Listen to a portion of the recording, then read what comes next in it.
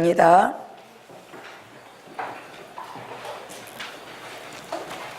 하나님의 말씀은 요한계시록 1장 2절입니다.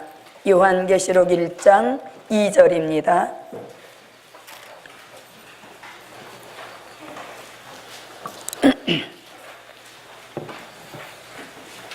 네, 찾으신 줄 알고 제가 읽겠습니다. 요한은 하나님의 말씀과 예수 그리스도의 증거 곧 자기의 본 것을 다 증거하였느니라. 아멘. 네, 다 증거하였느니라. 네, 이 말씀의 기준에서 오늘 우리에게 주신 말씀의 제목은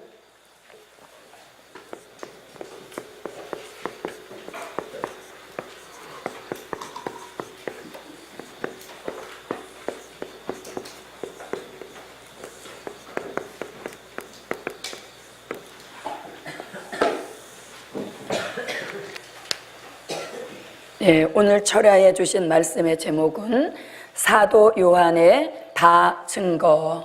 아멘. 네, 제목이 짧아서 좋지요. 네, 사도 요한의 다 증거라는 말씀의 제목입니다. 네, 다 증거했다고 기록한 요한계시록을 제외하고 성경 65권 어디를 보아도 기록한 자가 나는 다 증거했다 이렇게 기록하고 있는 말씀을 우리는 아직까지 찾아보지 못했습니다. 그런데 유일하게 사도 요한은 요한계시록을 기록하면서 나는 말씀도 또 예수 그리스도의 증거도 나의 본 것도 다 증거했다 이렇게 말씀하고 있습니다. 다 증거했다라고 하는 것은 더 이상 증거할 것이 없을 만큼 완벽하게 증거했다는 뜻이고 또 보탤 것도 없고 이제는 내가 다 증거했기 때문에 아멘 주 예수여 오시옵소서 하면서 계시록을 마침과 동시에 성경 66권 전체를 끝을 내는 이런 것을 볼 수 있습니다. 그래서 우리는 사도 요한의 다 증거를 통하여서 저도 여러분도 사도 요한의 형제일지인데 우리도 사도 요한과 같은 최상의 영계 축복을 받아서 우리도 다 증거할 수 있는 진정한 종의 반열에 저도 여러분도 함께 오르시기를 바랍니다. 네, 그러면 사도 요한의 다 증거라고 할 때 어떤 것들을 다 증거했는가? 첫째, 말씀의 다 증거. 네, 말씀의 다 증거입니다. 사도 요한이 다 증거했다고 하는 것 중에서도 가장 중요한 것은 말씀의 증거이겠죠. 그래서 사도 요한은 말씀도 다 증거했다 이렇게 말하고 있는데 그러면 말씀의 다 증거는 무엇을 가리키는가? 자, 이것은 오늘 본문에 나오는 말씀이겠죠. 요한계시록 1장 2절에서 자, 그러면 말씀의 다 증거는 우리가 늘 들었다시피 성경 66권은 내용으로 들어가 보면 딱 두 가지 내용이라 그랬죠. 그래서 하나는 된 일의 말씀이고 그 다음에 또 하나는 될 일의 말씀이라고 우리가 늘 무장해 왔습니다. 사도 요한은 된 일의 말씀도 증거했고 아울러서 미래를 알리고 있는 될 일의 말씀도 증거했기 때문에 사도 요한 자신은 말씀에 다 증거를 이루었다 이렇게 말씀하고 있죠. 자, 그러면 된 일의 말씀은 요한복음과 그 다음에 요한 1서, 2서, 3서를 통하여서 된 일의 말씀 증거를 했다고 이렇게 증거하고 있는 것이죠. 그래서 사도 요한은 요한복음과 요한 1서, 2서, 3서를 기록을 하였는데 그 전체적인 내용은 이제 예수님의 사도로서 예수님의 공생의 3년 동안 직접 예수님 곁에서 예수님의 행적을 일일이 보고 기록한 그러한 된 일의 말씀이 요한복음과 요한 1, 2, 3서를 통하여서 기록하고 있는 것입니다.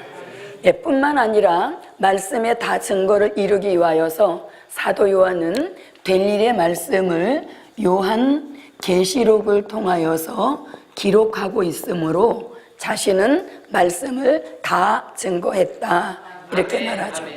다 증거했다는 그 의미로다가 계시록 22장 20절에서 아멘 주 예수여 오시옵소서 하고 피를 놓게 되어지는 것이죠. 피를 놓음과 동시에 계시록이 맞춰지면서 또 성경 전체가 끝내는 이런 역사를 볼 수 있습니다. 그래서 사도 요한은 말씀을 다 증거했다. 아멘. 자, 그 다음에 이제 저도 여러분도 사도 요한과 같은 최상의 영계 축복을 받게 되어지면 우리도 된 일의 말씀을 통하여서 과거를 알려줄 수 있는 그런 종이 되는 것이고 또 될 일의 말씀, 즉 요한계시록을 증거함으로써 남들이 알지 못하는 미래를 증거하는 앞서가는 종의 축복을 받게 하실 줄 믿습니다. 된 일의 말씀은 그동안 기독교 2000년 동안에 우리가 읽고 듣고 지켜왔던 또 믿어왔던 말씀인 것이죠. 이제는 시대적으로 볼 때에 다 증거한 종들의 시대가 열려질 것이며 다 증거하지 않은 종들은 이제 퇴보하게 되어 있는 것입니다. 그래서 아무쪼록 저도 여러분도 사도 요한같이 말씀에 다 증거를 이루어서 우리가 기독교의 새 역사를 이끌어갈 수 있는 개척자적인 그런 은혜가 다 증거하는 저와 여러분에게 함께 하시기를 바랍니다. 자, 그러면 이제 두 번째입니다. 두 번째는 오늘 본문에서 예수 그리스도의 다 증거 이렇게 말씀하고 있죠. 나는 말씀만 다 증거한 것이 아니라 우리 믿음의 대상이 되어지는 예수님에 대하여서도 다 증거했노라 이렇게 말씀하고 있습니다. 자, 그러면 예수 그리스도의 다 증거라고 하는 것은 초림의 주를 증거한 역사인 것이죠.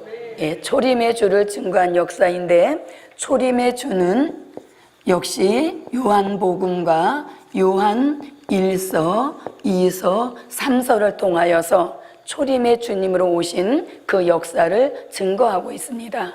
그런데 요한복음과 요한 1, 2, 3서를 통하여서 초림의 주님이 오신 것을 아주 간략하고 또 핵심적으로 요약한 말씀이 뭐냐면 예수님은 요한복음 1장 1절에 태초에 하나님과 함께 말씀으로 계셨죠. 예수님은 말씀으로 하나님과 함께 계시다가 때가 되므로 요한복음 1장 14절 같이 말씀이 육신이 되어 우리 가운데 거하심에 우리가 그 영광을 보니 아버지의 독생자의 영광이요 무엇과 무엇이 충만하더라. 은혜와 진리가 충만하더라 하면서 초림의 주로 오신 그 역사를 다 증거한 이런 축복을 사도 요한은 받은 것입니다. 자, 그런데 여기서 이제 다 증거라고 할 때 초림의 주님만 전하면 반쪽만 증거하게 되어지는 것이죠. 그래서 이제 예수 그리스도의 다 증거를 이루기 위하여서 사도 요한은 다시오마 약속하신 재림의 주에 대하여서도 증거하고 있습니다. 자, 재림의 주는 어디에서 증거하고 있냐면 요한 계시록을 통하여서 주님에 대한 다 증거를 이루고 있습니다. 자, 요한 계시록을 통하여서 다시 오실 재림의 주를 사도 요한은 어떻게 표현하고 있냐면 자, 예수님은 먼저 공중에 오시게 되어지죠. 그것을 우리는 공중 재림이라고 합니다. 공중 재림인데 공중에 오시는 예수님을 일컬어서 우리는 신랑 예수 이렇게 말씀하죠. 신랑 예수. 그래서 공중에 오시는 재림의 주, 즉 신랑으로 오시는 그 주님을 우리는 공중으로 올라가서 영접할 때 다 증거한 보람이 있게 되어지는 것이죠. 그래서 공중에 오시는 재림의 주를 우리는 신랑 예수님 이렇게 하는 것이죠. 자, 그러면 공중에 오시는 주의 재림에 대하여서 사도 요한은 요한계시록 11장 12절과 요한계시록 12장 5절을 통하여서 주님은 다시 오실 때 이제 공중에 오실 것을 말씀하고 있는 것입니다. 자, 그러면 계시록 11장 12절을 한번 보겠습니다.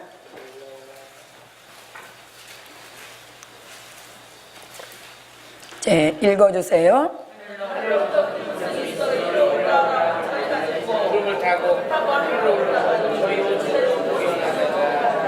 네, 자, 이리로 올라오라는 음성을 듣고 구름을 타고 올라가는 그 목적은 무엇을 하기 위하여서 올라갑니까? 공중에 오시는 재림의 주를 신랑 예수로 영접하기 위하여서 공중으로 끌어올려지는 역사를 받게 되어지는 것이죠. 예, 그래서 사도 요한은 다시 오마 약속하신 재림의 주를 요한계시록을 통하여서 증거하였는데 그 다시 오실 예수님은 먼저 공중에 오시게 된다는 것입니다. 자, 이렇게 공중에 오시는 예수님을 신랑 예수로 영접하는 그 역사를 이루기 위하여서 우리는 이제 공중으로 들림받는 이러한 역사를 이루어야 되겠죠. 자, 그 다음에 이제 공중에 무한정 계시는 것이 아니라 공중에 계시는 기간을 얼마로 알고 있습니까? 네, 3년 반 동안, 즉 주님이 오시고 이제 6째 나팔이 불리면서 중동 전쟁 결과로 이 세상 나라는 수정통치 시대가 되어지는 것이죠. 예, 수정통치 시대 기간 동안에 예수님은 공중으로 올라온 이제 종들과 순교자들과 함께 공중에 휴거하고 계시는데 그 기간이 3년 반입니다. 그래서 3년 반 동안 공중에 재림하고 계시다가 3년 반이 딱 채워지게 되어지면 그때 이제 지상에 강림하게 되어지죠. 네, 지상에 강림하게 되어지시는데 지상에 오시는 예수님을 일컬어서 우리는 뭐라고 합니까? 그렇죠. 심판의 주라고 말하는 것이죠. 예수님이 공중에 오실 때는 신랑 예수, 지상에 내려오실 때는 심판주로 내려오시는 것이죠. 자, 그러면 지상에 오시는 심판주에 대하여서 어디에서 증거하고 있는가? 요한복음 5장 22절에서 아버지께서 아무도 심판하지 아니하시고 심판을 다 누구에게? 아들에게 맡기셨다. 그래서 예수님은 심판주가 되실 것을 이미 요한복음 5장에서 말씀하고 계시는 것이죠.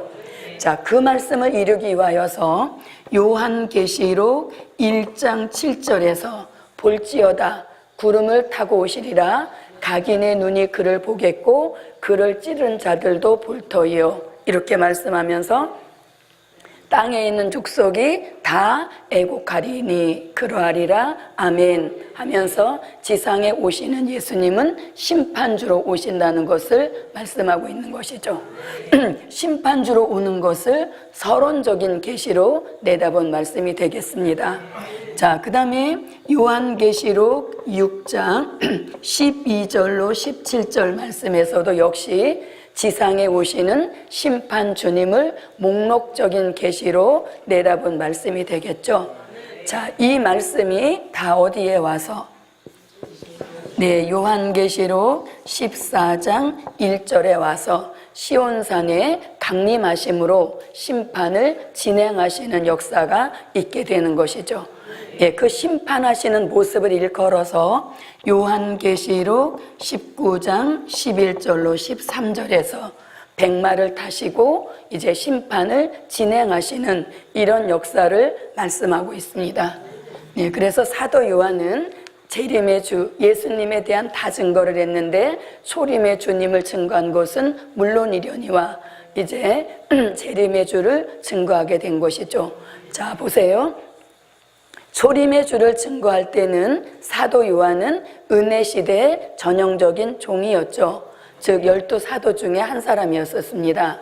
그러나 재림의 주를 증거하는 요한계시록을 기록하면서부터 사도 요한은 더 이상 은혜시대 종이 아니라 환란시대 종으로 전환을 이루면서 다시 오마 약속하신 재림의 주님에 대하여 다 증거한 이런 역사를 이루게 된 것입니다. 자, 이렇게 이제 지상에 오시는 심판주. 자, 보세요. 그러면 공중에 오시는 예수님을 우리는 신부의 축복을 받아서 신랑 예수를 영접해야 되는 것이고, 그 예수님이 지상에 내려오실 때, 심판주로 오실 때 우리는 무엇이 되어서 하늘의 군대가 되어서 심판하는 권세 받아 심판주 예수님을 돕는 이런 역사를 이루어야 되겠죠.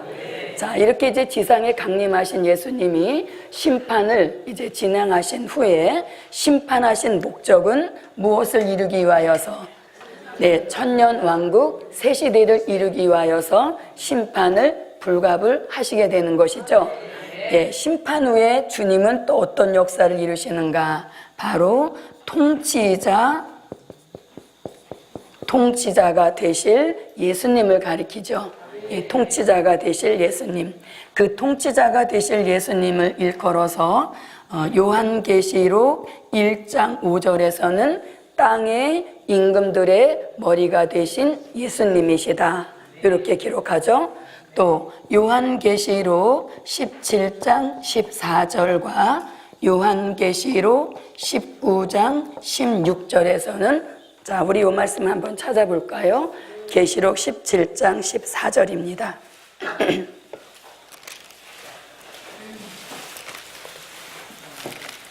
자, 찾으셨으면 읽어주세요.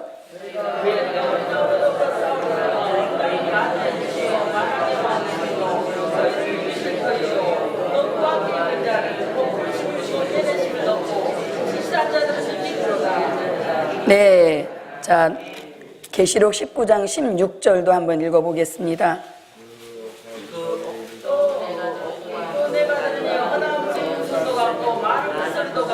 계시록 19장 16절입니다.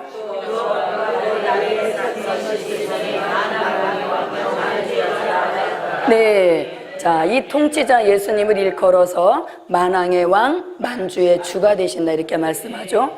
이 통치자가 되시는 이 역사는 계시록 11장 15절에서 7번째 나팔을 불게 되어지면 우리가 살고 있는 이 세상 나라가 그리스도의 나라가 되어서 그 나라를 건설하신 주님이 직접 통치하신다 하여서 그 나라를 일컬어서 그리스도의 왕국 또는 천년 왕국이라고 하는 것이죠. 그래서 사도 요한은 재림의 주에 대해서도 다 증거했는데, 그 다시 오마 약속하신 예수님은 먼저 공중을 경유하여서 지상에 내려오셔서 심판하신 후에 본인 스스로가 통치자가 되어지시는 이런 말씀을 사도 요한은 요한계시록을 통하여서 다 증거했다는 것입니다. 그래서 자, 예수님이 통치자가 되실 때 우리는 무슨 축복을 받게 되어지나요? 네, 우리는 왕권의 기업을 얻게 되어지는 것이죠. 그래서 이렇게 공중재림, 지상강림, 통치자, 이것이 될 일의 말씀, 재림의 주에 대한 다 증거를 통하여서 알려주는 예수님에 대한 말씀인 줄 믿습니다. 자, 이렇게 이제 예수 그리스도의 다 증거를 보았고요. 자, 그 다음에 이제 또 사도 요한은 무엇에 대하여 다 증거하게 되었는가? 자, 세 번째가 되겠습니다.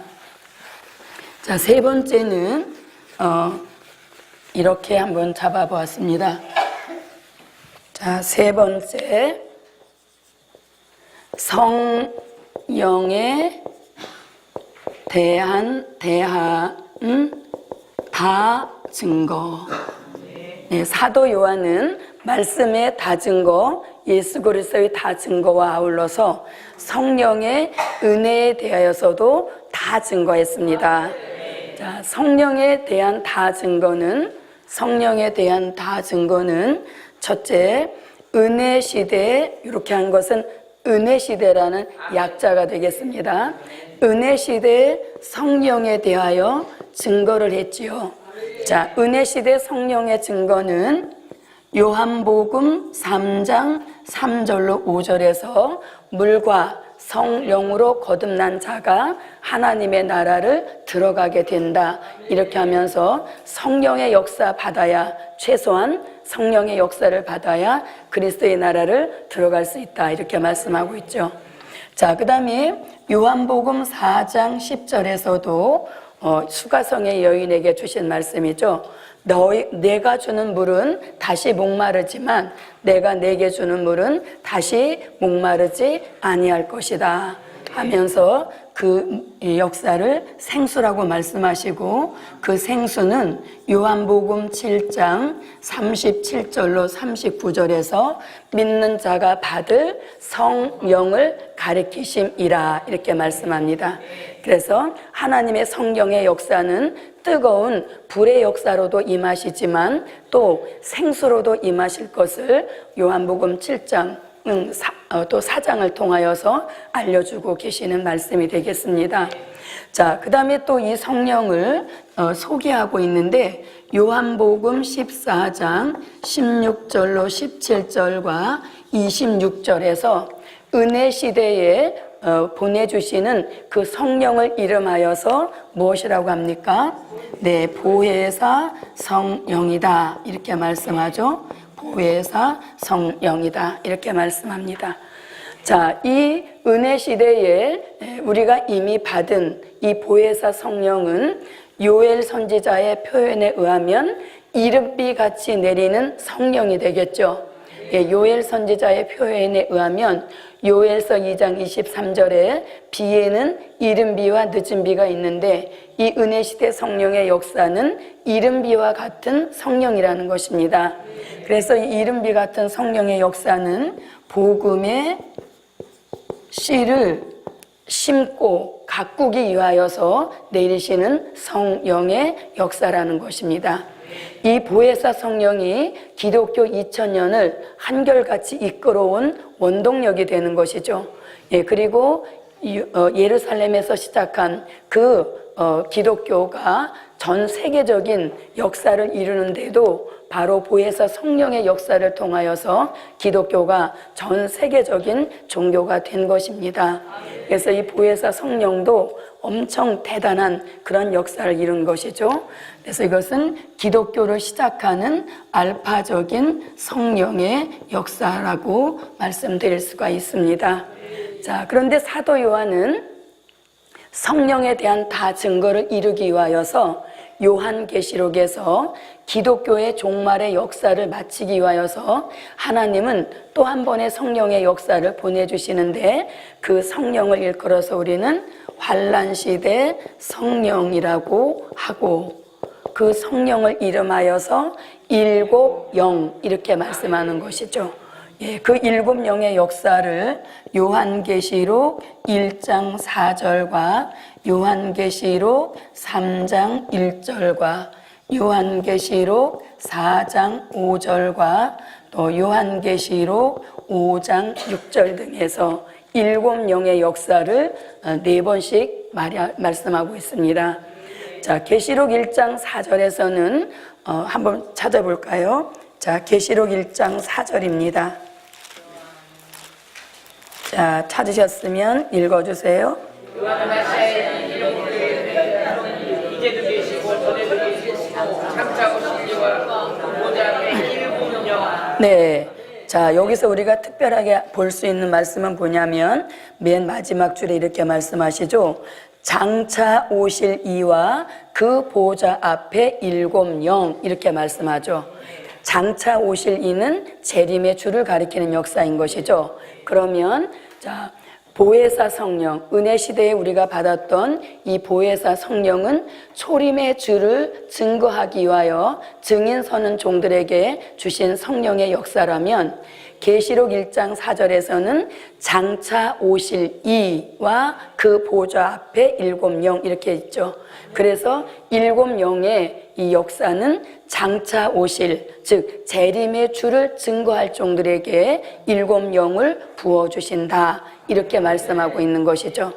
그래서 일곱 영의 역사가 보좌 앞에 장차 오실 재림의 주를 증거할 종들에게 부으시려고 대기하고 계신다는 겁니다. 자, 그 다음에 계시록 3장 1절을 보겠습니다. 자, 계시록 3장 1절 읽어주세요.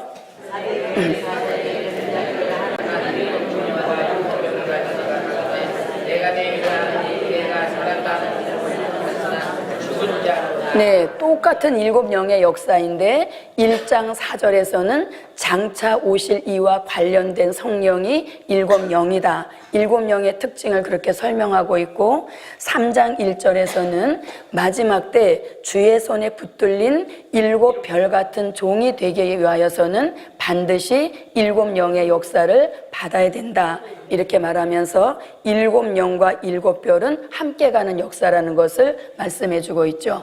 그리고 4대 교회 같이 죽은 것 같은, 살았다는 이름만 가졌지 실제적으로는 죽은 것 같은 그러한 종과 교회라도 일곱 영의 은혜 역사만 내리면 그 교회에도 일곱 별 같은 종, 일곱 금촛대 같은 교회를 이루게 하시는 이런 역사가 환란 시대에 부어주시는 일곱 영의 역사라는 것입니다.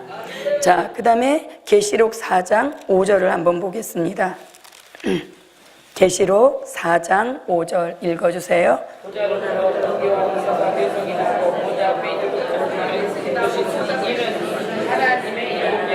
네, 자, 일곱 영의 역사가 일곱 등불로 우리에게 비추어 주시면 우리에게 있던 어떠한 흑암도 견디지 못하고 떠나가면서 우리가 완전한 빛의 역사에 거하여서 빛의 아들, 빛의 사자가 되게 하시는 이런 역사가 일곱 영의 은혜 역사 중 일곱 등불로 우리에게 내려주시는 성령이라는 것입니다.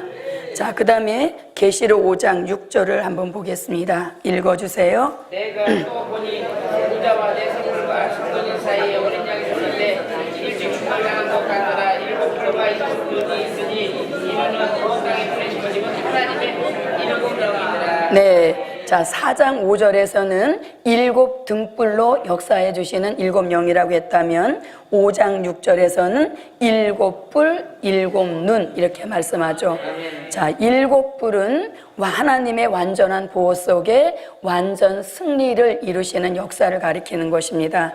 그리고 일곱 영의 역사가 일곱 눈으로 우리에게 오게 되어지면 우리도 하나님의 전지전능하신 통찰력을 입어서 우리가 모든 것을 통달할 수 있는 그런 은혜를 내려주시는 것이 일곱 영의 역사 중 일곱 눈의 역사인 것입니다.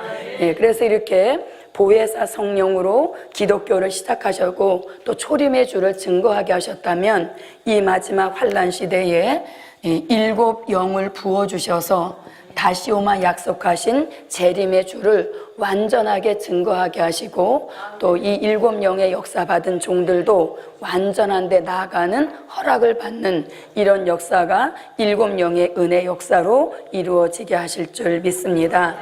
네, 그래서 일곱 영이라고 하는 것은 일곱 개의 영이 아니라 일곱 영은 뭐라고 했습니까? 네, 불완전한 우리를 완전케 하시는 성령, 이것을 가리켜서 일곱 영 이렇게 말하죠. 예, 우리가 은혜시대 보혜사 성령을 받았어도 늘 불완전해 보였습니다.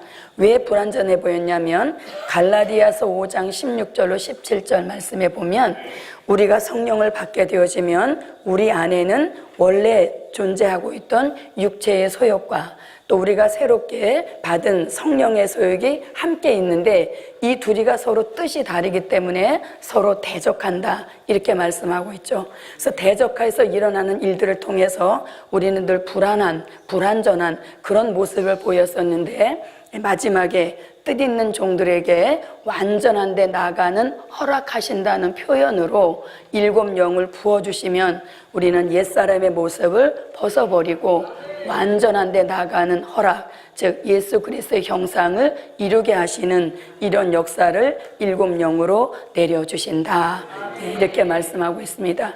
그래서 사도 요한은 말씀의 다 증거, 예수 그리스도의 다 증거와 아울러서 성령의 은혜에 대한 것도 다 증거했다, 이렇게 말씀드릴 수가 있는 것이죠. 그래서 은혜 시대 성령은 보혜사, 환난 시대 성령의 역사는 7영으로서 기독교의 종말의 역사를 마치게 하시는 오메가적인 성령의 역사를 7영이다, 이렇게 말씀드릴 수 있습니다. 자, 그 다음에 이제 사도 요한은 또 어떤 역사를 다 증거했는가? 네 번째는 예수님의 피에 대한 다 증거입니다. 네, 예수님의 피에 대한 다 증거. 예수님의 피. 자, 예수님의 피에 대한 다 증거는, 자, 은혜 시대에 예수님의 피에 대한 증거는 요한 1서 1장 7절에서 그 아들 예수의 피가 우리를 모든 죄에서 깨끗게 하실 것이요 하면서 우리에게 있는 죄가 깨끗해지려면 예수님의 피로 하지 않고는 성결함의 역사를 받지 못한다고 말씀하고 있습니다. 그래서 우리가 늘 예수님의 피를 의지하여서 죄에 대한 회개를 하고 또 죄사함의 역사를 얻은 것이 바로 예수님의 피의 역사입니다. 자, 그렇다면 환난 시대에서도 예수님의 피에 대한 증거를 하고 있는데, 자, 요한계시록 7장 9절로 14절에서 어린 양의 피에 그 옷을 씻어 희게 하고 나오는 셀 수 없는 무리들이 있죠. 거기에서도 어린 양의 피의 역사가 증거되고 있습니다. 자, 이 말씀을 한번 찾아서 읽어보겠습니다. 계시록 7장 9절로 14절입니다. 자, 찾으셨으면 읽어주세요.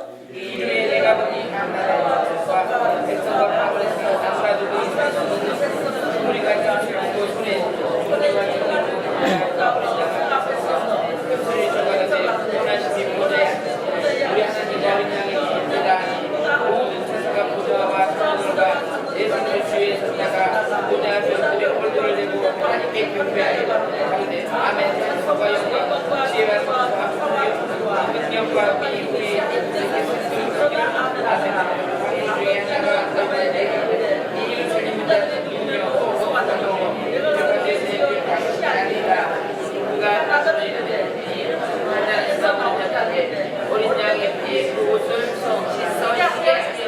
아멘. 네, 어린 양의 피에 그 옷을 씻어 희게 하고 나온다, 이렇게 말씀하죠. 자, 그러면 이거는 어떤 뜻을 가지고 있는가? 은혜 시대이든 환난 시대이든 죄 사함의 역사는 예수의 피로 하지 않고는 절대 있을 수 없다는 것입니다. 그러니까 죄 사함의 역사는 시대를 초월해서 반드시 예수의 피로만 성결케 되어지고 회개할 수 있는 유일한 예수님의 피의 역사라는 것이죠.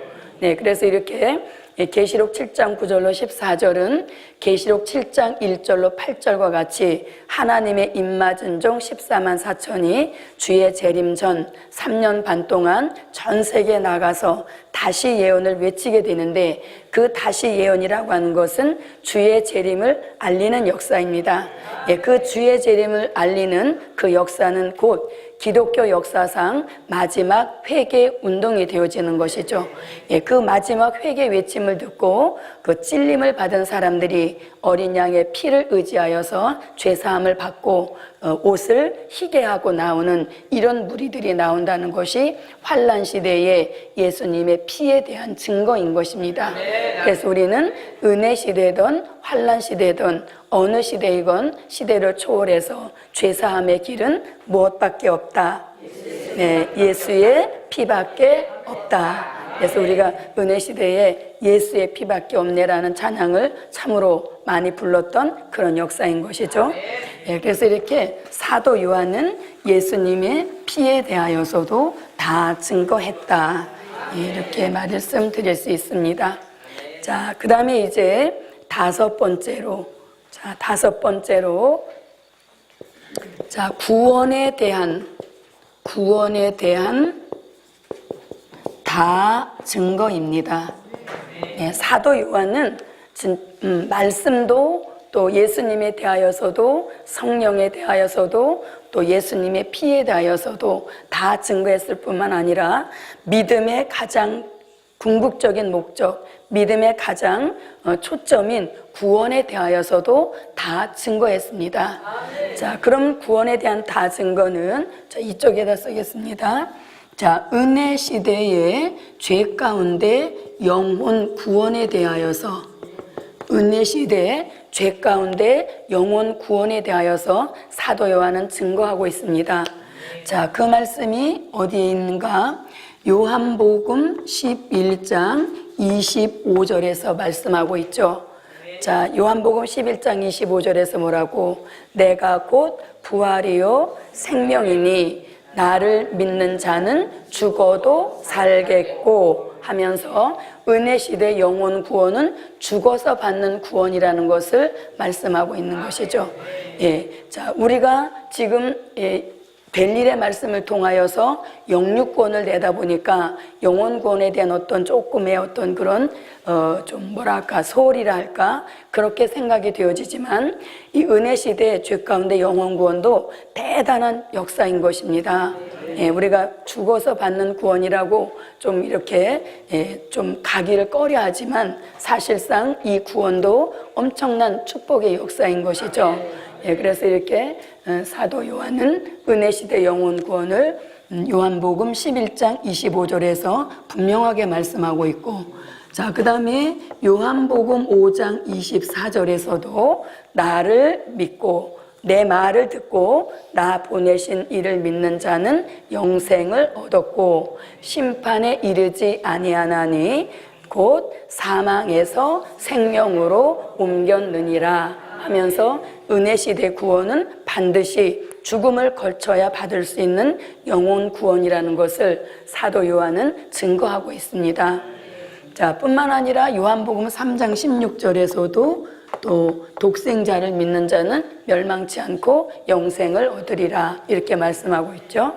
자, 그러면 이제 이 시대에 꼭 필요한 환난 시대의 영육 구원에 대하여서도 사도 요한은 증거하고 있습니다. 자, 환난 시대 영육 구원은 요한복음 11장 26절에서 말씀하고 있죠. 자, 요한복음 11장 26절 시작.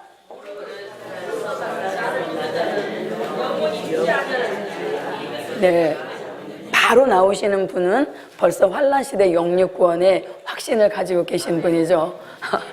무릇 살아서 나를 믿는 자는 영원히 죽지 아니하리니 하면서 죽음을 보지 않고도 구원 얻을 수 있다는 것을 사도 요한은 증명하고 있습니다.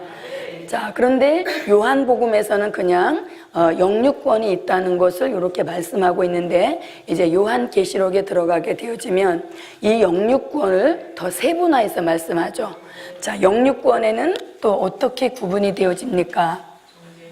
네, 종된 자의 영육 구원이 있고, 그 다음에 또 백성 될 자의 영육 구원이 있다. 이렇게 요한계시록을 통하여서 영육 구원에 대한 것을 더 세분화하고 더 세밀하게 말씀해주고 있는 것이죠.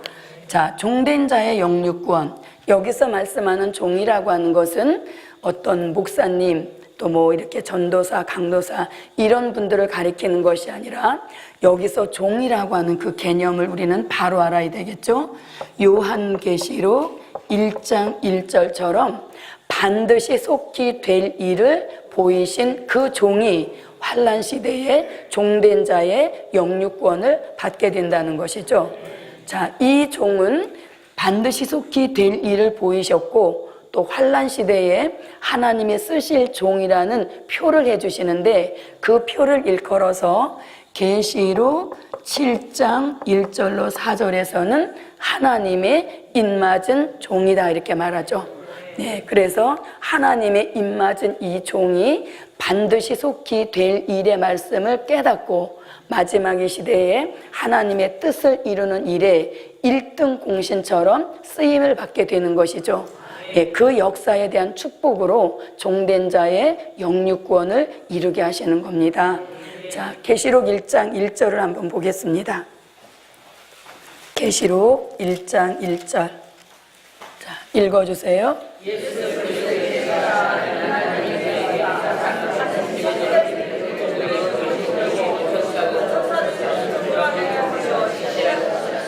네, 그 종들 하고 나와 있죠. 그 종들에게 이마에 표를 해주십니다. 계시록 7장 1절로 4절입니다. 자, 읽어주세요.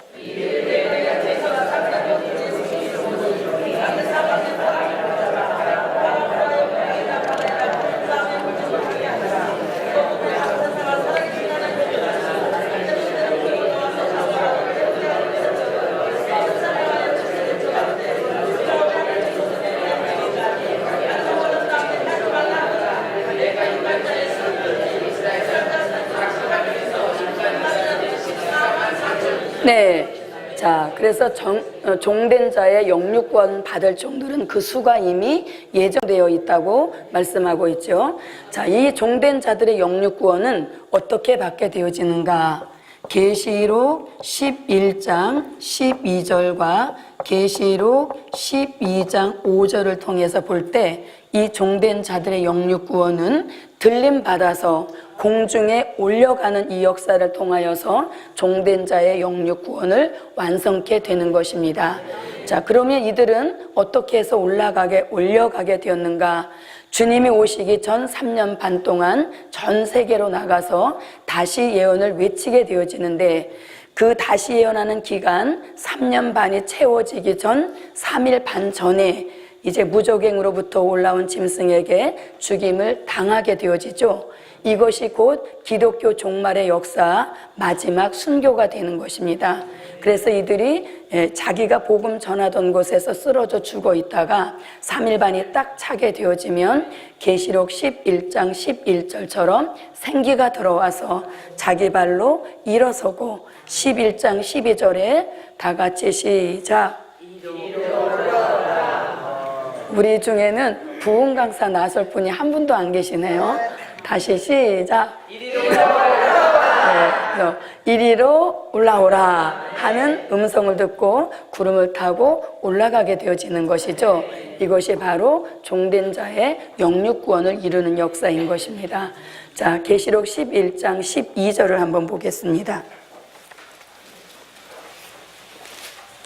자, 읽어주세요.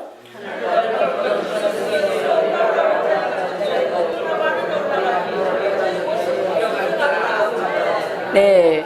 자, 구름을 타고 올라간다 이렇게 말씀하고 있고 12장 5절에서도 그 아이를 하나님 앞과 그 보좌 앞으로 올려가더라. 그래서 올려간다는 말씀이 11장 12절과 12장 5절에서 두 번 말씀하고 있는데 그럼 올려가는 역사가 두 번이냐? 이것이 아니라 11장 12절의 말씀을 12장 5절에서는 한 번 더 반복해서 설명하고 있는 것이죠. 그래서 종된 자들은 이렇게 들림 받아서 종된 자의 영육구원을 이루는 역사입니다. 자, 그 다음에 백성 될 자의 영육구원. 그럼 여기서 백성이라고 하는 것은 무슨 뜻이냐? 이제 주님이 다시 오셔서 이 세상 나라를 심판하시고 우리가 살고 있는 이 세상 나라를 그리스도의 나라로 이루실 때, 즉 천년 왕국을 이루실 때 그 천년 왕국에 들어가서 백성으로 살게 될 성도들을 일컫는 말씀이 되겠습니다. 자, 그럼 이 백성 될 자 할 때 이 백성은 누구냐? 요한계시록 7장 9절로 14절 같이 종된 자들이 다시 예언 외칠 때 그 외침을 듣고 어린 양의 피에 그 옷을 씻어 희게 하고 나온 이 사람들이 천년왕국에 들어가서 천년 동안 백성으로 살게 될 사람들인 것입니다. 자, 이 백성들은 어떻게 영육구원을 이루는가? 다시연 외침을 듣고 종들의 인도를 따라서 계시록 12장 6절 같이 계시록 12장 13절로 16절 같이 예비처라는 곳에 들어가서 하나님의 양육을 받은 그런 역사를 통하여서 백성 될 자의 영육구원을 이루는 역사인 것입니다. 자, 그래서 사도 요한은 은혜 시대 영혼 구원에 대하여서도 증거하였고 또 환난 시대 영육 구원에 대해서도 증거했는데 그 영육 구원을 계시록에 들어가서는 더 세분화해서 이렇게 종들은 들림 받을 것이고 백성들은 평범하게 예수 믿은 그런 사람들로서 예비처에 들어가는 이 역사를 통하여서 영육 구원을 얻게 된다, 이렇게 말씀합니다. 중요한 것은 은혜 시대 영혼 구원이든 환난 시대 영육 구원이든 구원은 꼭 누구로 통하지 않으면 예수로 말미암지 않고는 어느 시대건 구원은 얻을 수 없는 것입니다. 그래서 요한복음 11장 25절과 11장 26절이 연결이 되어져 있는 것이죠. 왜냐하면 예수님 스스로가 나는 부활이고 생명이기 때문에 너희에게 구원을 줄 수 있다. 근데 그 구원은 영혼 구원도 있고 영육 구원도 있다는 것을 말씀하고 있는 것이죠. 그래서 이렇게 사도 요한은 구원에 대하여서도 다 증거한 정말 최상의 영계 축복 받은 사람이라고 우리가 그렇게 사도 요한을 칭송해도 조금도 손색이 없는 그런 사도 중에 사도인 줄 믿습니다. 자, 그럼 이렇게 구원에 대하여서 다 증거했다면 여섯 번째는 영접에 대한 다 증거. 사도 요한은 영접에 대하여서도 다 증거하고 있습니다. 자, 그러면 영접에 대한 다 증거를 우리가 어디서 볼 수 있는가? 자, 요한복음 1장 12절 시작.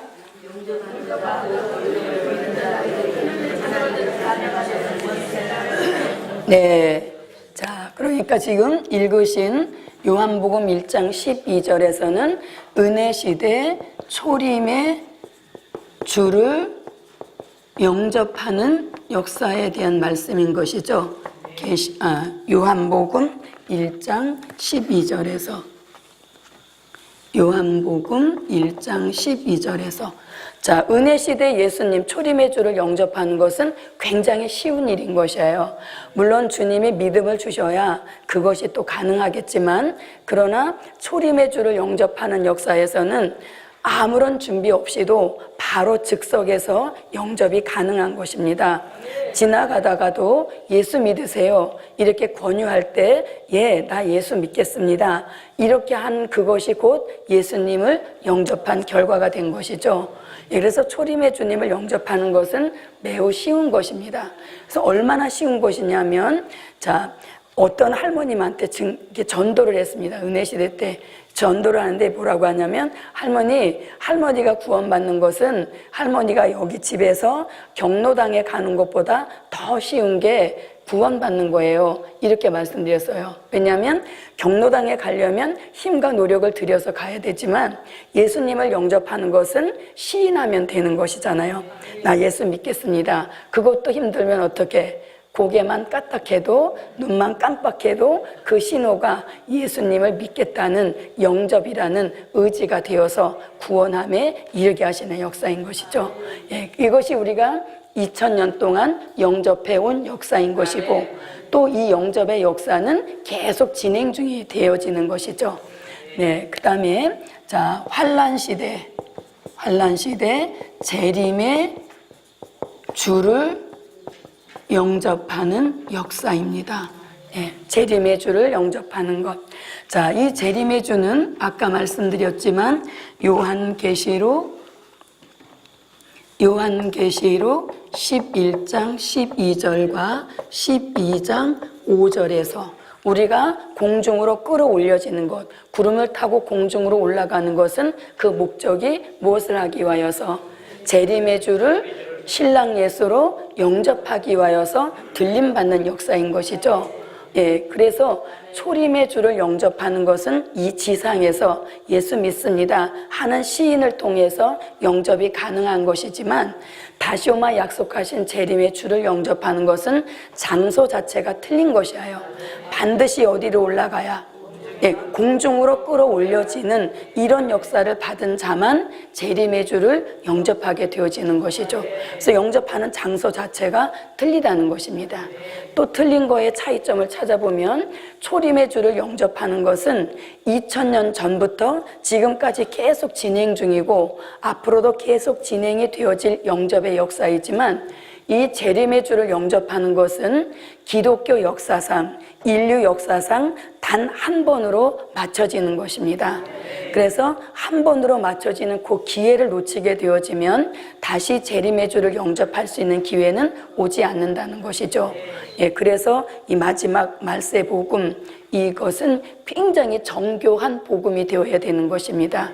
왜냐하면 그 타이밍을 놓치게 되어지면 영원히 불행한 그런 쪽으로 가기 때문에 요한복음, 요한계시록은 굉장히 정교하고 굉장히 세밀하고 굉장히 정확한 그런 복음이 증거되어야만 이런 오류가 나지 않게 된다는 얘기인 것이죠.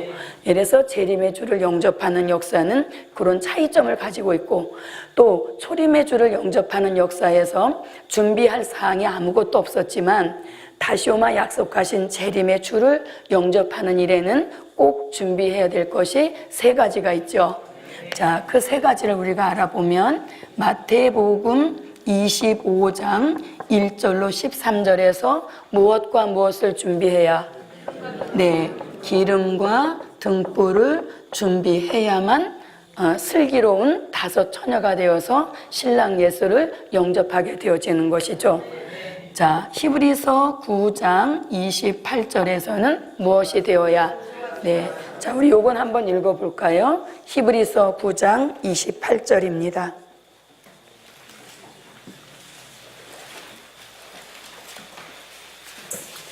히브리서 9장 28절입니다. 자, 읽어주세요.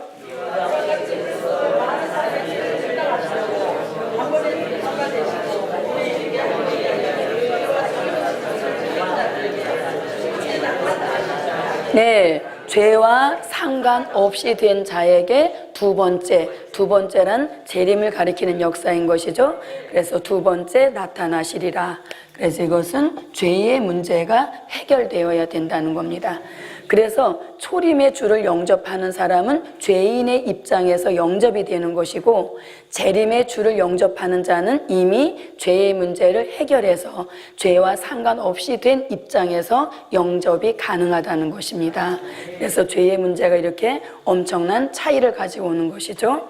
자, 그 다음에 마지막으로 요한계시록 19장 7절로 8절에서는 무엇을 빛나고 깨끗한 세마포 예복을 꼭 입어야만 어린 양의 혼인잔치에 청함을 입는 복 있는 자가 된다는 것이죠. 자, 이렇게 해서 우리는 이미 초림의 주님은 이미 영접했죠. 아멘 안 하신 분은 아직 영접 안. 우리 여기 모이신 분들은 이미 초림의 주를 옛날에 영접했죠. 네, 그래서 그 이름으로 모든 축복을 다 누리면서 여기까지 온 것입니다. 근데 우리는 이제 시대적으로 볼 때에 이미 영접한 이 역사에 연연해야 할 것이 아니라 이제 정말 영접해야 될 성도 최고의 축복, 성도 최고의 축복인 재림의 주를 영접하는 이 역사를 위하여서 우리는 동분서주 바쁜 날을 보내야 되는 것입니다. 그래서 이렇게 사도 요한은 영접에 대하여서도 다 증거한 이런 말씀을 가지고 있는 것입니다. 자, 그 다음에 이제 또 무엇에 대한 다 증거인가? 자, 7번째.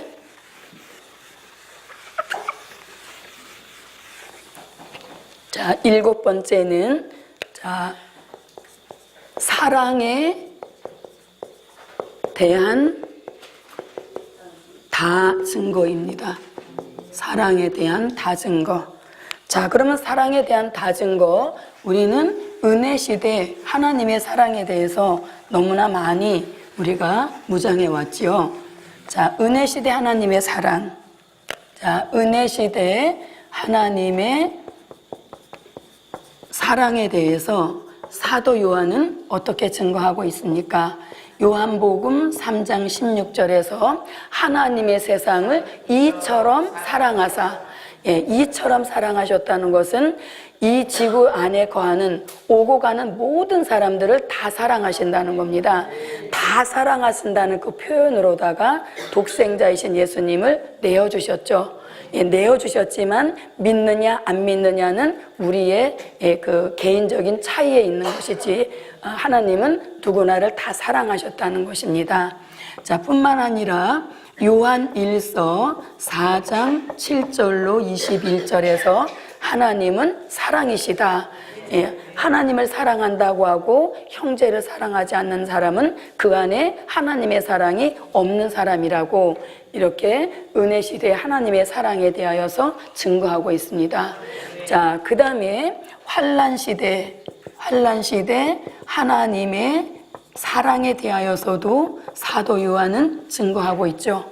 자, 환난 시대 하나님의 사랑은 요한계시록 3장 9절에서 뭐라고?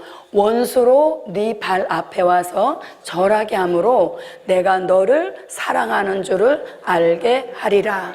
그래서 환난 시대 하나님의 사랑은 원수까지도 와서 우리 앞에 절하게 할 정도로 우리의 존재 가치를 아주 극상적으로 높여주시는 이런 역사이라는 것이죠. 그래서 이렇게 원수도 절하게 하신다. 자, 그리고 또 요한계시록 3장 19절에서는 또 뭐라고 합니까? 사랑하지만 그 사랑하는 종이 정신 차리지 않고 게으른 생활을 하고 사명 감당 잘 안 할 때는 사랑하기 때문에 무관심으로 버려두는 것이 아니라 책망도 해보시고 책망을 안 들을 때는 징계까지도 내리시는 이것이 환난 시대 하나님의 사랑이란 얘기인 것이죠. 그래서 징계가 오고 또 어떤 책망이 오고 그래서 우리는 이 책망하시는 경고음을 들을 수 있어야 되는 겁니다. 그래서 책망에서 그쳐지면 징계까지 진행이 안 되는 거예요. 근데 책망하시는 그 음성을 듣지 못하고 경고음을 듣지 못하게 되어지면 물리적 충격이 가해지는 징계까지 갈 수 있다는 이것이 환난 시대 하나님의 사랑의 표현인 것이죠. 그러나 하나님의 사랑의 표현을 징계로 받아서는 안 되는 것입니다. 그렇게 사랑의 표현을 받게 되면 우리는 너무나 큰 충격과 또 너무나 큰 손해를 입게 되어지는 것이죠.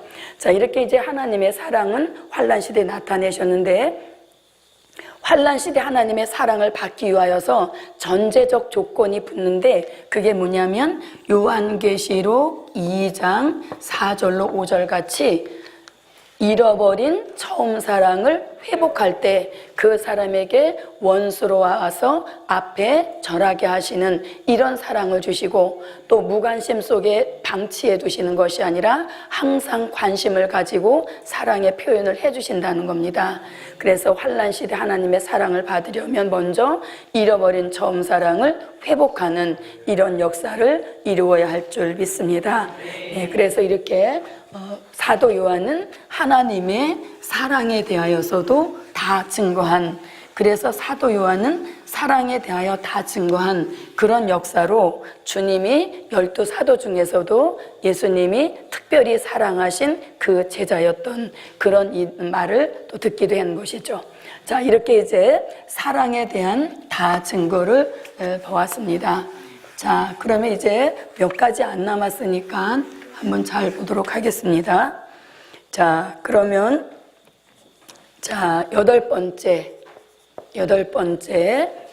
잔치에 대한 다 증거입니다. 잔치에 대한 다 증거.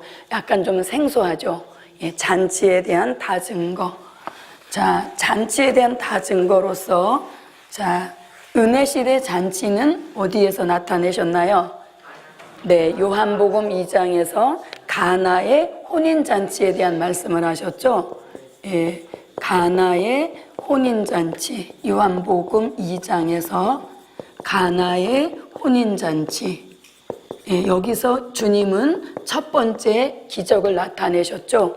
예, 돌 항아리 6에 물을 가득 깃고 또 물을 가득 넣었을 때 물이 변하여서 포도주 되게 하시는 이런 기적을 나타내셨던 역사인 것입니다. 자, 그렇다면 이제 환란 시대에 와서도 잔치를 벌이시는데 이 환란 시대 잔치는 2가지 종류가 있습니다. 자, 어떤 잔치가 있냐면 요한계시록 19장 7절로 9절 말씀에 보면 무슨 잔치? 네, 어린 양의 혼인 잔치라는 말씀이 있죠. 어린 양의 혼인 잔치. 자, 이 말씀을 한번 찾아볼까요? 요한계시록 19장 7절로 9절입니다. 자, 요한계시록 19장 7절로 9절 찾으셨으면 읽어주세요. 천사가 내게 말하기를 기록하라. 인자체 청함을 입은 자들이 복이 있도다.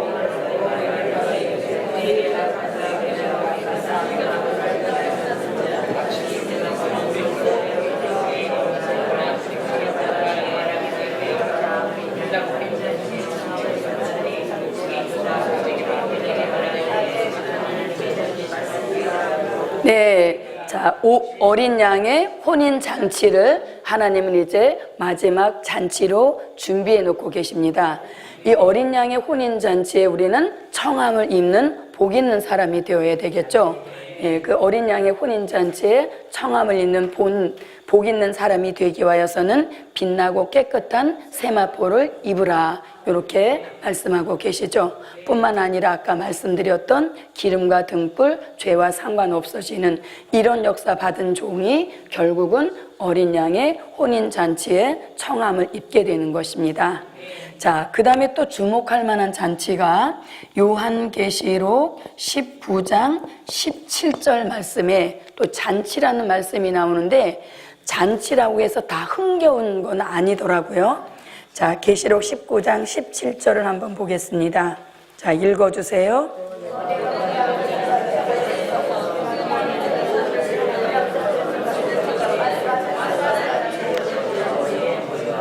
네, 자, 쭉 연결이 되어서 17절, 18절, 21절까지 연결이 되어지는 것이죠. 그래서 17절로 18절과 21절까지 연결이 되는 말씀으로서 이것은 하나님의 큰 잔치, 이렇게 말합니다.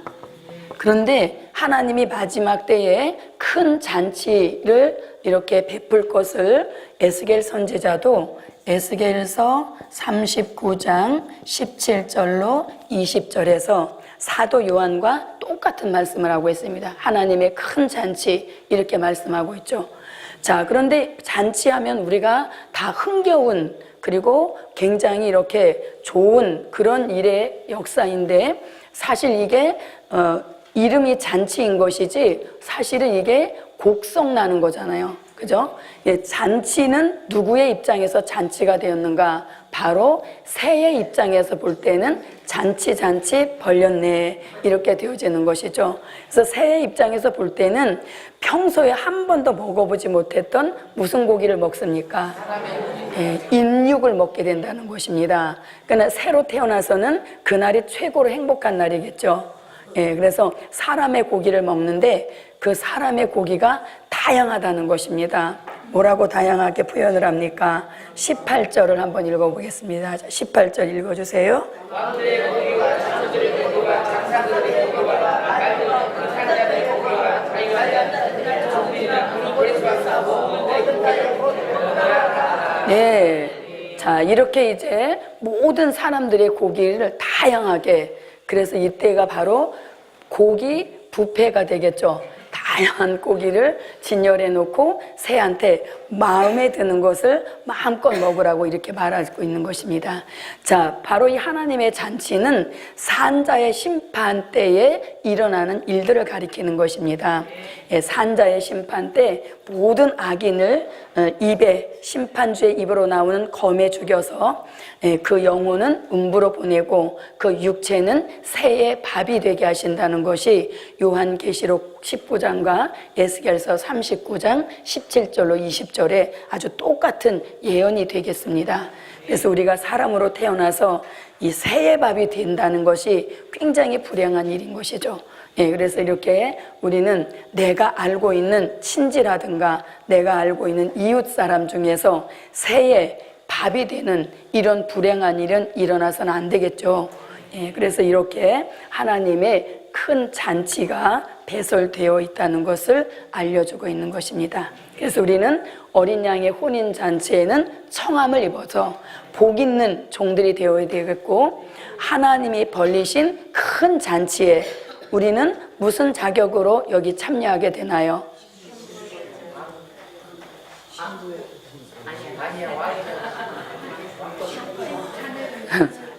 하나님의 큰 잔치에 우리는 무슨 자격으로? 네, 우리는 심판하는 권세 받은 하늘의 군대가 되어서 심판주 되시는 예수님을 돕는 역사인 것이죠. 예, 그래서 우리는 이 하나님의 큰 잔치에 구경꾼 또는 심판하는 역사로 우리는 참여가 되어지는 것이기 때문에 이런 잔치가 있다는 것을 알고만 있지 사실상 우리는 상관은 없는 역사인 것입니다. 자, 이렇게 해서 이제 사도 요한은 무엇에 대하여서도 잔치에 대하여서도 다 증거한 이런 역사인 것입니다. 자, 하나님의 큰 잔치가 이제 예비가 되었는데 이때는 이제 그 심판하시는 역사로서 저와 여러분은 하늘의 군대로 심판주 예수님을 도와서 심판을 진행하는 입장에 설 수 있는 은혜가 제게도 여러분에게도 함께 하시기를 바랍니다. 자, 그 다음에 9번째입니다. 9번째, 권세에 대한 다증거입니다. 권세에 대한 다증거. 자, 권세에 대한 다증거, 은혜 시대에 주신 권세가 있습니다. 은혜 시대에 주신 권세는 조금 전에도 나왔는데 요한복음 1장 12절에서 영접하는 자, 곧 그 이름을 믿는 자들에게는 무슨 권세? 네, 하나님의 자녀가 되는 권세를 주셨다, 이렇게 말씀하죠. 예, 그래서 우리는 이 권세를 받아서 하나님을 아버지라고 부를 수 있게 되었고, 또 하나님의 자녀가 되는 권세를 얻음으로 우리는 그분의 그 천국에까지 들어갈 수 있는 그런 특별한 그 권세를 얻게 된 것이죠. 자, 이것이 이제 은혜 시대의 사도 요한이 증거한 권세인 것입니다. 자, 그렇다면 환난 시대에 주시는 권세가 있지요. 자, 환난 시대에 주시는 권세 중에서 가장 먼저 사용되어지는 권세는 요한계시록 11장 3절로 6절에서 말씀하는 두 증인의 권세를 가리키는 것이죠. 예, 두 증인의 권세. 두 증인의 권세라고 하는 것은 주님 오시기 전 3년 반 동안 전 세계로 나가서 다시 예언을 외칠 14만 4천 뜰 있는 종들에게 주시는 권세입니다. 14만 4천 모두에게 주시는데 왜 두 증인이라고 둘자를 붙였느냐? 그것은 계시록 11장 3절로 6절을 읽어보면 과거에 믿음의 선진 중에서 했던 역사가 다시 반복되어지는 역사이기 때문에 두 증인의 권세라고 하는 것이죠. 그래서 우리는 엘리야적인 역사와 그 다음에 모세적인 역사를 합하여서 두 증인의 권세라고 하죠. 자, 엘리야적인 권세는 무슨 역사입니까?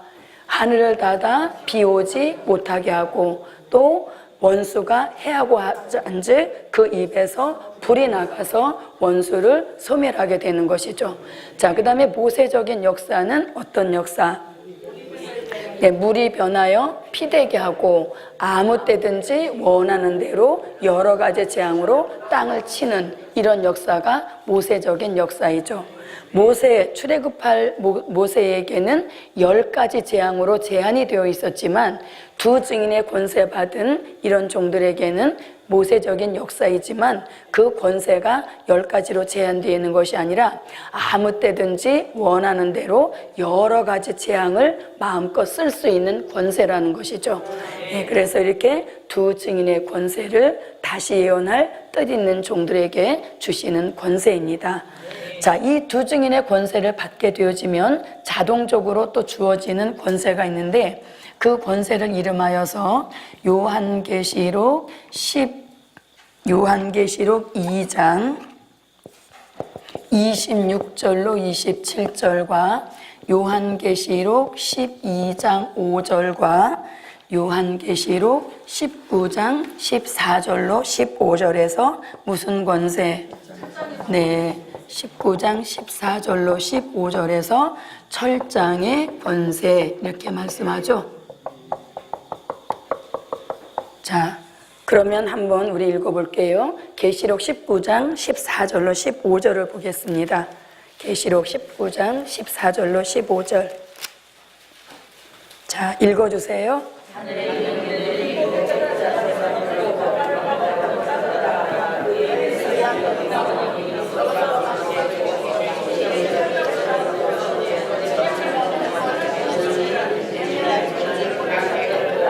네. 자, 그래서 이 철장의 두 증인의 권세는 전 3년 반 동안만 주시는 권세인 거예요.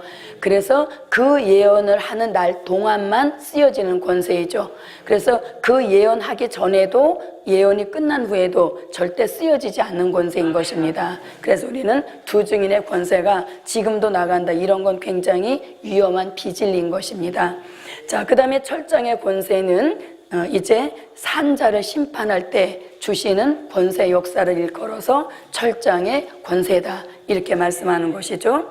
자, 그 다음에 또 입술의 권세가 있죠. 요한계시록 19장 14절로 15절과 21절에서 입으로 나오는 검에 모든 악인을 죽인다 이렇게 말씀하시죠. 그것을 일컬어서 우리는 입술의 권세 이렇게 말합니다. 자, 은혜시대 때 우리가 받았던 하나님의 자녀의 권세, 이것이 가장 기본적인 권세인 것입니다. 이 기본적인 권세가 갖추어져야만 환란시대에 주시는 권세 역사를 받게 되어지는 것이죠. 그래서 이 하나님의 자녀가 되는 은혜시대의 가장 기초적인 권세를 얻지 못하면 환란시대 권세도 얻지 못하게 되어지는 것이죠. 자, 그럼 입술의 권세 역시 철장의 권세와 함께 심판기 때 쓰여지는 권세가 되겠습니다. 자, 이렇게 철장의 권세와 입술의 권세를 합하여서 철장의 권세와 입술의 권세를 합하여서 요한계시록 20장 4절에서는 무슨 권세? 네, 심판하는 권세 이렇게 말씀합니다. 예, 그래서 이 심판하는 권세를 받은 하늘의 군대는 이제 심판주 예수님을 도울 수 있는 자격을 얻게 되는 것이죠. 예, 그래서 이때 이제 심판하는 그 역사를 받아서 산자를 심판하게 되는 것입니다. 자, 이것이 이제 사도 요한이 권세에 대하여 다 증거한 역사인 것입니다. 저와 여러분은 이제 이미 하나님의 자녀가 되는 권세는 이제 개인적인 차이가 있어서 그렇지 이미 다 받은 역사인 것이죠. 예, 요거는 개별적으로 권세를 받는 그 개별적인 시차가 있지만 증인의 권세나 입술의 권세, 철장의 권세 이것은 다 한꺼번에 동시에 받는 역사인 것입니다. 하나님의 자녀 권세는 시간적인 차이가 있지만 나머지 권세 역사는 다 동시에 받게 되어지는 그런 권세 역사인 것이죠. 자, 이렇게 이제 권세에 대하여서도 사도 요한은 다 증거했습니다. 자, 그러면 이제 10번째로 자, 10번째로 무엇에 대한 다 증거인가? 자, 10번째 심판에 대한 다 증거입니다. 예, 심판에 대한 다 증거. 자, 심판은 두 가지가 있죠. 무슨 심판, 무슨 심판? 네. 저는 또 은혜 시대 심판, 환란 시대 심판 이럴 줄 알았는데, 예, 심판에는 산 자의 심판과 죽은 자의 심판이 있죠. 예, 그래서 자, 산 자의 심판에 대하여서 사도 요한은 증거하고 있는데, 이 산자의 심판을 요한계시록 1장 7절과 요한계시록 6장 12절로 17절, 그리고 계시록 14장 1절, 계시록 19장 11절로 13절. 자, 요건 한번 꼭 읽어보고 갈게요. 계시록 14장 1절입니다. 아까 나왔지만 읽어보지 않았기 때문에 한번 읽어볼게요. 계시록 14장 1절 찾았으면 읽어주세요.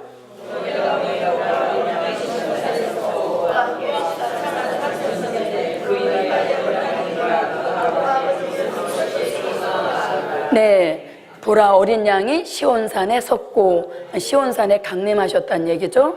자, 그런 심판주의 모습을 계시록 19장 11절로 13절에서는 더 자세하게 표현하고 있습니다.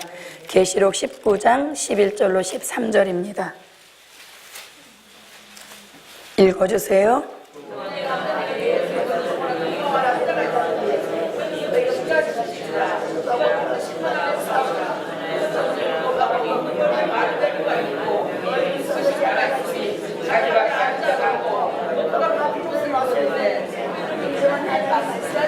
네, 자, 그래서 심판주 예수님은 흰말, 백마를 타시고 심판을 진행하시는 역사를 가리키고 있죠. 자, 이 산자의 심판을 조금 더 자세히 알아보면, 자, 산자의 심판의 대상이 있어야 되겠죠.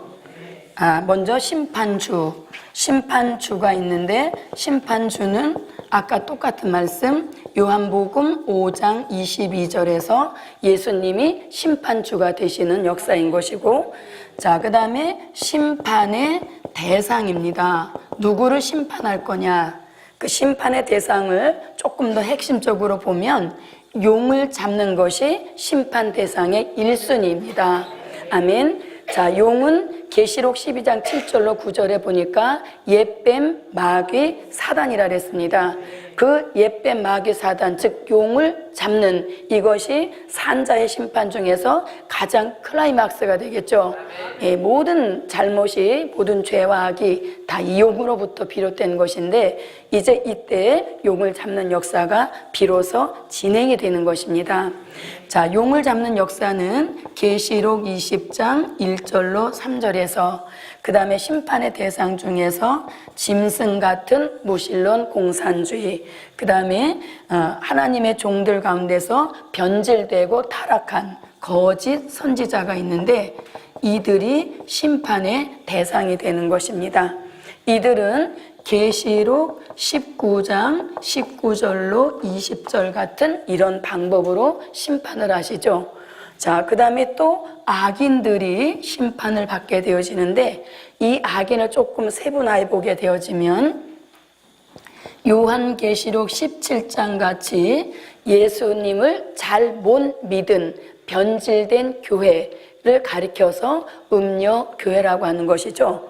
그래서 악인 중에 한 부류는 잘 못 믿은 음녀교회를 심판하시는 대상이 되겠습니다. 그 다음에 요한계시록 18장 같이 아예 믿지 않은 바벨 세상을 심판하시는 역사인 것이죠. 그래서 그 심판의 대상은 악인인데, 계시록 17장 같이 잘못 믿은 음녀교회를 심판하시고, 또 계시록 18장 같이 아예 믿지 않은 바벨 세상을 심판하시는 역사입니다. 자, 이렇게 심판의 대상이 되어지고, 그 다음에 심판하시는 방법이 있어야 되겠죠. 어떻게 심판하시느냐? 심판하시는 방법입니다. 자, 심판하시는 방법은 요한계시록 16장 같이 하나님의 진노가 가득히 담긴 진노의 7 대접을 하나씩 하나씩 쏟으면서 산자를 심판하시는 방법이 되겠습니다. 자, 이렇게 용 잡고 짐승 잡고 거짓 선지 잡고 악인을 심판하는 역사. 그래서 사도 요한은 심판 중에서 산자의 심판이 있다는 것을 이렇게 요한계시록을 통하여서 증거하고 있습니다. 자, 그냥 바쁘니까 계시록 20장만 한 절 읽어보겠습니다. 계시록 20장 1절로 3절. 자, 모두 다 같이 읽어야 됩니다. 안 읽으면 어떻게 돼요? 용을 못 잡을 뿐만 아니라 안 읽은 사람한테 읽은 사람에게 있던 마귀가 다 안 읽은 사람에게 달라붙을 가능성이 있기 때문에 다 읽으셔야 됩니다. 시작.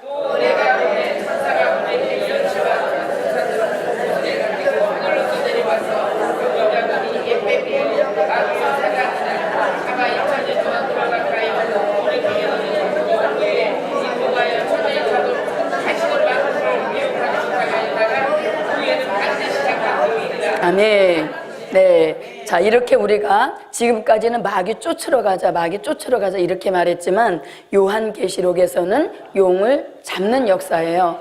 그래서 우리가 이 요한계시록을 최상의 복음이라고 하는 것이죠.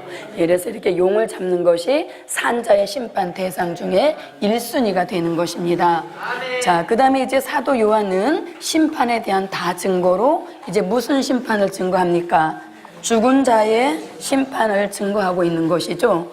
자, 죽은 자의 심판을 죽은 자의 심판을 사도 요한은 어디서 증거하고 있냐면 요한복음 5장 24절과 요한복음 5장 28절로 29절에서 이 죽은 자의 심판이 있음을 알려주고 있죠. 자, 요한복음 5장 24절에서 뭐라고? 내 말을 믿고 나 보내신 이를 믿는 자는 영생을 얻었고, 그 다음에 심판에 이르지 아니하나니 할 때 그 심판이 이 죽은 자의 심판 또는 백보자의 심판, 또 부활 쪽으로 보게 되면 전체 부활이 되는 것이죠. 네, 그 다음에 요한복음 5장 28절로 29절에서 뭐라고? 자, 요한복음 5장을 한번 읽어볼게요. 자, 요한복음 5장 28절로 29절입니다. 자, 찾으셨으면 읽어주세요.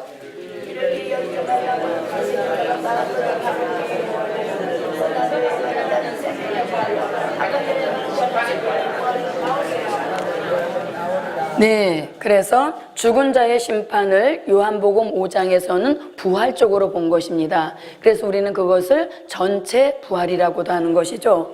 그래서 요한복음 5장 28절로 29절에서 선한 일 한 사람, 선한 일을 한 영혼은 낙원에 있겠죠. 그 선한 일 한 사람의 영혼은 낙원에 있다가 이 죽은 자의 심판 전체 부활이 있을 때 생명의 부활로 이때 나오게 되는 것이죠. 생명의 부활로 나와서 이때 무궁 천국으로 들어가서 영생이 이때 이제 이루어지는 역사인 것이죠. 자, 그 다음에 악한 일을 행한 자, 이렇게 악한 일. 자, 선하다 악하다 할 때 그 기준을 우리는 예수를 믿었느냐 안 믿었느냐 여기다 두는 것이죠. 예수 믿지 않은 악한 사람은 심판의 부활로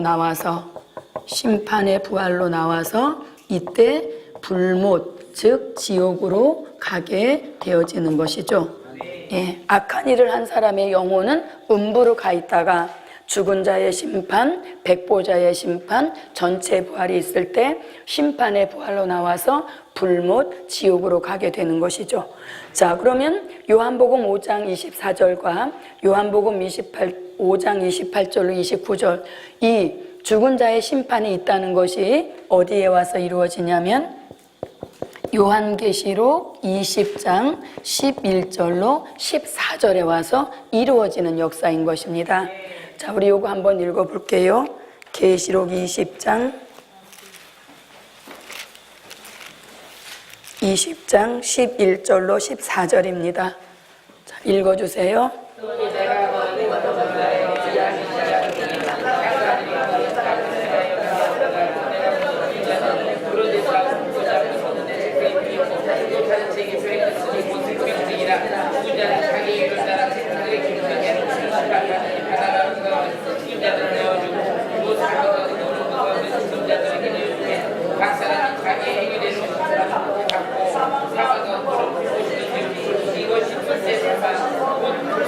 네, 그래서 사도 요한은 나는 다 증거했다 이렇게 말하는데 심판에 대하여서도 사도 요한은 다 증거했습니다. 그래서 산자의 심판에 대하여서도 죽은 자의 심판에 대하여서도 증거함으로 사도 요한은 심판에 대하여서도 무엇했다? 네, 다 증거했습니다. 자, 이번에 요것만 하고 마치겠습니다. 11번째. 자, 무엇에 대한 증거인가? 자, 순교에 대한 다 증거입니다. 순교에 대한 다 증거. 순교에 대한 다 증거. 자, 그러면 우리가 다 알고 있듯이 순교에는 어떤 순교가 있나요? 네, 육이 죽는 순교가 있고 육은 죽이지 않고 우리 안에 있는 육체의 소욕만 죽이는 산 순교가 있지요. 자, 그래서 사도 요한은 순교에 대하여 다 증거했는데, 자, 육이 죽는 순교에 대하여서 증거했는데 그 말씀이 요한계시록 6장 9절로 11절에서 순교자가 육이 죽은 순교자에 대한 말씀을 하고 있죠. 자, 그 다음에 육은 죽이지 않지만 우리 속에 있는 무엇을 죽이는, 네, 이 육체의 소욕, 인간성과 죄악성을 죽이는 이것이 순교를 방불할 만큼 엄청난 시련과 연단 속에서 인간성, 죄악성이 죽어진다는 것입니다. 그것을 요한계시록 14장 13절에서 육이 죽지 않고 육체의 소욕을 죽이는 이런 역사인 것이죠. 그래서 우리는 이 육체의 소욕을 죽이는 것이 굉장히 어렵다는 것을 말씀하고 있는 것입니다. 왜? 순교를 방불할 만큼 그만큼의 시련과 연단, 아픔을 통해서 자꾸 인간성, 죄악성이 죽어지는 이런 역사가 이루어져야 정상적으로 복음을 받아가고 있다는 증거인 것입니다. 근데 복음을 받아가는데 자꾸 살아나게 되어지면 역주행이 되어지는 것이잖아요. 그래서 아무쪼록 저도 여러분도 이 산순교의 축복을 받는 역사가 우리에게 함께 하시기를 바랍니다. 자, 이렇게 산순교를 이룬 사람은 결국 육이 죽는 진정한 순교에도 동참하게 되어지는 것이죠. 자, 그래서 이제 기독교 역사상 마지막 순교에 대하여서도 사도 요한은 증거하고 있습니다. 자, 이 마지막 순교를 어디서 이미 말했냐면 계시록 6장 11절에서 요 마지막 순교자가 나올 것을 알려주고 있습니다. 자, 그러면 계시록 6장 9절로 11절을 쭉 읽어보면서 육이 죽은 순교에 대하여서 그 다음에 앞으로 마지막 순교할 요 말씀을 같이 한번 읽어보도록 하겠습니다. 계시록 6장 9절로 11절입니다. 자, 찾으셨으면 읽어주세요.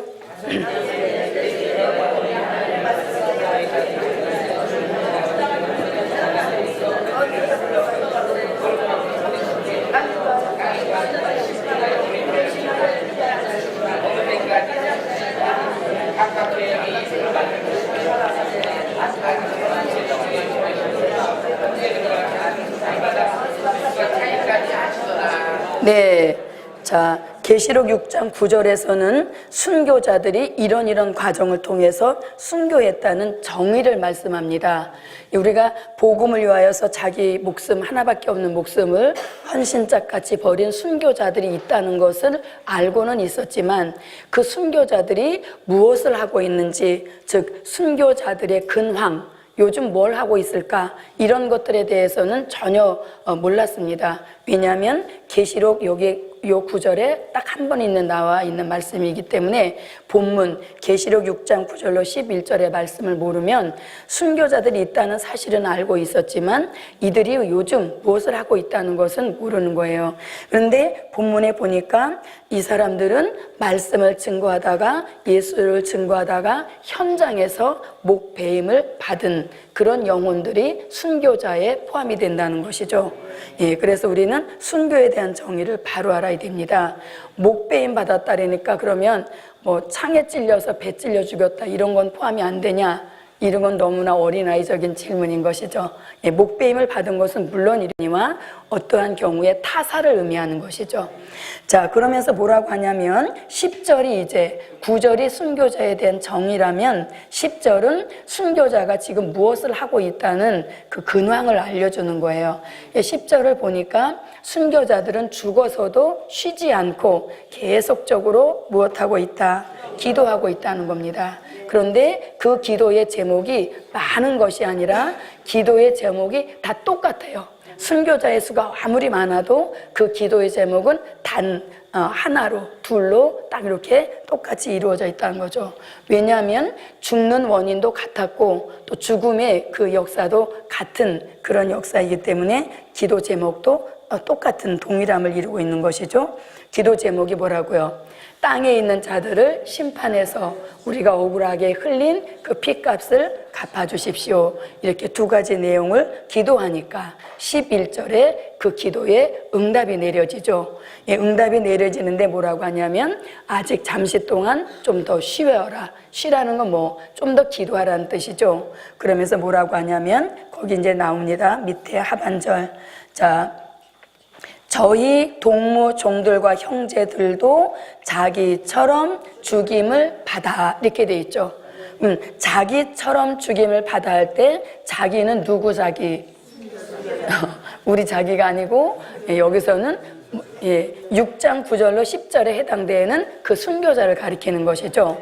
그래서 순교한 그 너희들처럼 또 순교자가 나올 것이다. 그런데 그 순교자는 무한히 나오는 것이 아니라 순교할 예정된 수가 이미 예정되어 있다 이렇게 되어 있죠.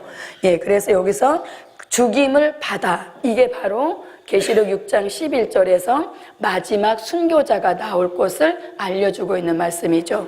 그러면 요 순교한다는 말씀이 어디 가서 이루어지냐면 요한계시록 11장 7절로 10절에 가서 요게 이제 마지막 순교자가 실질적 순교하는 그 현장이 되겠습니다. 자, 그러면 계시록 11장으로 한번 와보세요. 자, 계시록 11장 7절부터 10절까지만 읽겠습니다. 읽어주세요.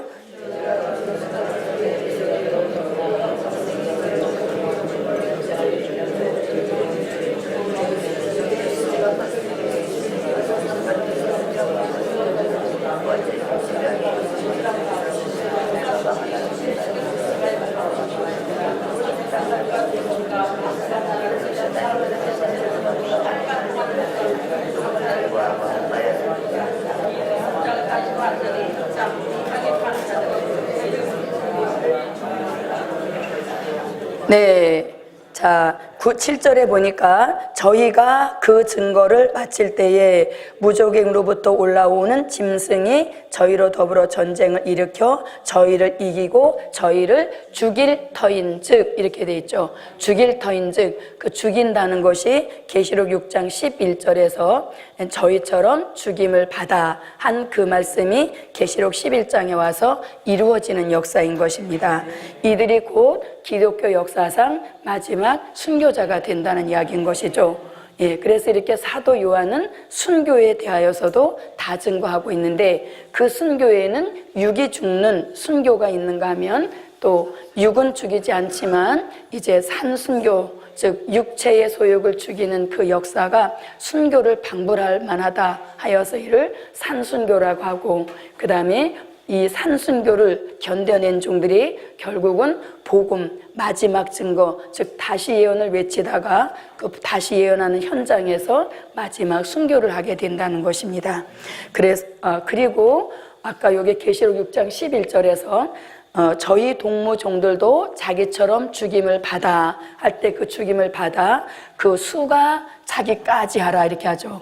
그 수가 차기까지 하면서 이 수가 찬다는 이야기를 하고 있습니다. 그럼 이 수가 찬다고 하는 것은 어디를 가리킵니까?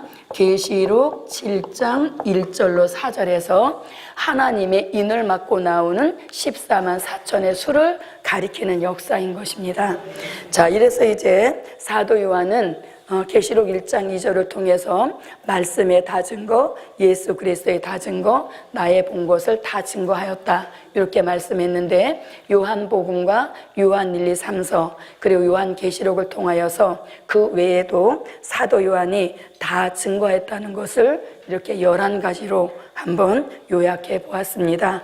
그래서 아무쪼록 저도 여러분도 다 증거할 수 있는 그런 종의 반열에 오를 수 있도록 우리의 영계가 날마다 더 밝아지고 더 향상하는 그런 영계 축복을 함께 받읍시다. 네. 1000번째 감사의 힘을 올렸습니다. 기도드립니다. 고마우신 아버지 하나님, 요한계시록의 말씀을 묵상하는 우리 모두에게도 사도 요한과 같은 최상의 영계 축복을 허락하여 주옵소서. 사도 요한이 최고의 영계 축복을 받을 수 있었던 것은 반모섬의 시련 연단을 잘 겪어내었기 때문인 줄 믿습니다. 요한계시록을 쫓아가는 우리 모두에게도 현재 처해 있는 반모섬을 잘 이기고 견딜 수 있도록 도와주시어서 사도 요한의 뒤를 그대로 밟아갈 수 있도록 도와주시어서 우리도 다 증거하는 종의 반열에 세워주시옵소서. 특별히 큰 은총을 입은 종들 일어서라는 말씀을 주셨사오니 하나님, 끝까지 남은 종들에게 남은 은총마저도 꼭 허락하여 주시어서 아낌없이 은총받고 일어설 수 있는 종들이 다 되어지도록 도와주시옵소서. 또 부르짖고 기도하는 종들 졸리지 않도록 새 힘 내려주시고 기도에 힘을 부어주시고 기도의 줄을 온전히 잡도록 도와주시어서 새벽 기도 시간까지 끊임없이 기도할 수 있는 시간이 되도록 도와주시옵소서. 드려진 예물도 하나님 꼭 받으시고 제목대로 이루어 주시옵소서. 예수님의 이름으로 기도하옵나이다. 아멘.